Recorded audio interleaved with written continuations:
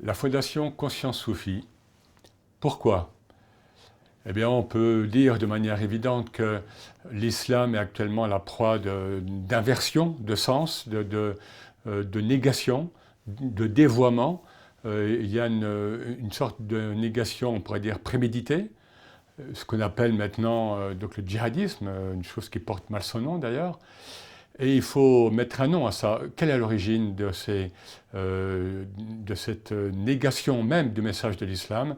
C'est le wahhabisme, c'est les salafismes les plus durs, qui ont accouché, bon, le wahhabisme depuis 2 siècles maintenant, qui ont accouché de ce monstre qu'est le djihadisme actuel.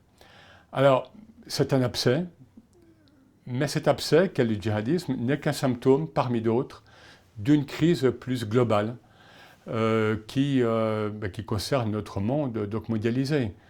Et c'est le mal premier qui semble bien être le nihilisme, c'est-à-dire l'absence de sens dans ce qui gouverne le monde. Alors parmi les symptômes, justement, précisément, je pourrais mentionner le manque de projet global de notre civilisation humaine actuellement. Je pourrais mentionner le fait qu'il y a une sorte d'atrophie de la conscience humaine, enfin de l'être humain actuel, contemporain. Je veux dire par là que l'être humain, bien souvent, par le matérialisme et par le consumérisme, n'a plus conscience qu'il y a des niveaux de l'être plus subtils. Et donc, il vit cette sorte de fermeture, d'atrophie, encore une fois, de son espace, de son champ de vision. Il a une vision unidimensionnelle de la réalité. On pourrait également mentionner la crise écologique, la crise de l'environnement, qui pèse sur l'humanité comme un surplomb. Et alors, même ce qu'on appelle actuellement le post-humanisme, c'est-à-dire des humains contemporains qui nous disent qu'en effet, la Terre et les autres espèces ou les autres règnes, minéral, végétal, animal, se porteraient mieux sans l'homme, si l'homme n'était pas sur Terre. Alors, de fait, tous les paramètres sont dans le rouge actuellement, je veux dire les paramètres physiques, matériels. Alors la solution. La solution, pour nous, c'est principalement la spiritualité. La spiritualité, alors je vais définir ce que j'entends par spiritualité. La spiritualité n'est pas... c'est cette voie qui est, je dirais, radicale, verticale, axiale, qui peut redonner à l'homme précisément toute sa teneur spirituelle et lui rappeler son origine divine. La spiritualité n'est pas une bulle éthérée dans laquelle on se protégerait du monde matériel. Non, c'est pas ça. La spiritualité, au contraire, elle nous permet d'ouvrir notre champ de conscience, donc d'avoir une conscience plus plénière et donc d'ouvrir l'homme à différentes dimensions qu'il ne soupçonne même pas parfois en lui. Le soufisme, à cet égard, est une des grandes traditions spirituelles du monde. Le soufisme, c'est la voie intérieure, la voie spirituelle de l'islam, et c'est le cœur de l'islam. Hein, beaucoup de savants et de maîtres soufis le disent depuis des siècles, c'est le cœur de l'islam. Alors, je n'ai pas le temps donc, de prouver par le principe en quoi c'est le cœur de l'islam, si ce n'est que le soufisme s'origine dans le modèle mohammedien, dans la présence du prophète donc, parmi les hommes. Mais je peux le prouver par l'histoire, au sens où tous les grands ulama, tous les grands savants de l'islam étaient et sont rattachés de près ou de loin au soufisme. Et oui, c'est une réalité historique qu'il faut bien rappeler. Pourquoi? Parce qu'il y a eu une sorte de lavage de cerveau, je dirais, de la part de la propagande wahhabite et salafiste, pour faire croire au public musulman que le soufisme n'était qu'une hérésie, n'était qu'une bid'a, enfin n'était que quelque chose qui était hors de l'islam. Or l'histoire, rien que l'histoire, je me limite à l'histoire, nous dit le contraire.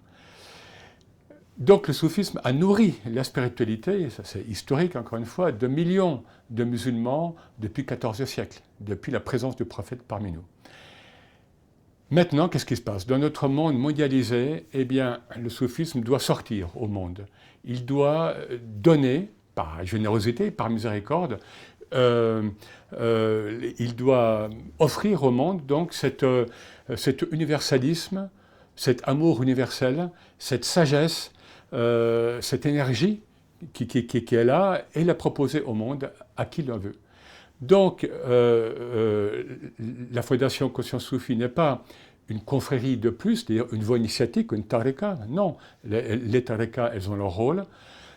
La Fondation a pour but de diffuser, encore une fois, le message spirituel universel du soufisme, sans qu'il soit trahi en son essence, évidemment, au contraire, et pour qu'il soit donc diffusé au-delà même des milieux musulmans. Parce qu'il y a beaucoup de personnes actuellement dans le monde en recherche spirituelle.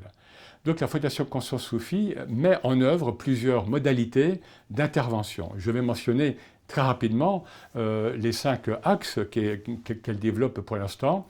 Le premier, évident, c'est l'enseignement, la formation, parce qu'il faut transmettre, c'est urgent. Alors ça va être des séminaires thématiques sur des week-ends, ça va être des stages plus longs, aussi donc thématiques, des cercles d'échange spirituels, ça va être on va pouvoir donc proposer une participation à des pratiques spirituelles.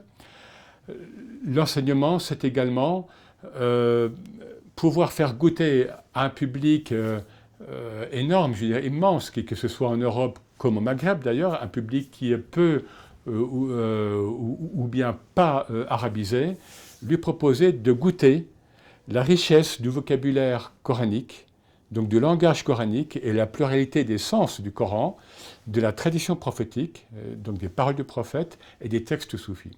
Donc il y a d'ores et déjà, il va y avoir une méthode d'arabe appropriée pour pouvoir permettre, encore une fois, permettre à ce public peu ou bien pas arabisé de goûter cette richesse spirituelle donc contenue par le Coran, la parole du prophète et les textes soufis.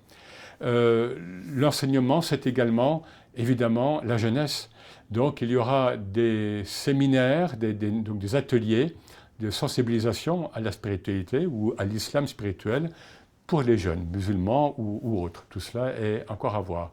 Un deuxième axe, c'est la médiation et la formation de milieux professionnels, issus de la société civile. Souvent, des journalistes nous demandent, par exemple, moi je prends un exemple, ils nous demandent est-ce que le soufisme a un regard propre à proposer, donc novateur, sur l'islam. Je pense également à des milieux dans lesquels j'interviens déjà, c'est-à-dire les responsables des milieux pénitentiaires.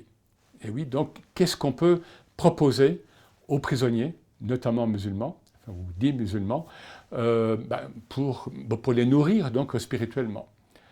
Troisième axe, c'est un axe plus fondamental, je dirais, au niveau de sa modalité, c'est la recherche donc sur les textes soufis, donc du patrimoine soufi, et la traduction. Donc là, c'est un aspect plus académique, mais qui est essentiel. Comment vivifier, comment faire passer, donc encore une fois, un public plus large, arabisant ou surtout non arabisant, ce patrimoine donc multiséculaire. Un quatrième axe, c'est les arts, donc la beauté. C'est comment vivifier les arts donc, traditionnels donc de l'islam, comment vivifier les arts soufis, et parmi eux, ça va être par exemple le sama. Le sama, c'est le chant soufi, enfin donc le chant spirituel. Et je prendrai encore donc le dernier axe, et peut-être aussi dans cet axe sur les arts, qu'est-ce que la perception soufie nous donne pour goûter, par exemple, aussi bien la musique classique occidentale que les arts des sociétés dites primitives.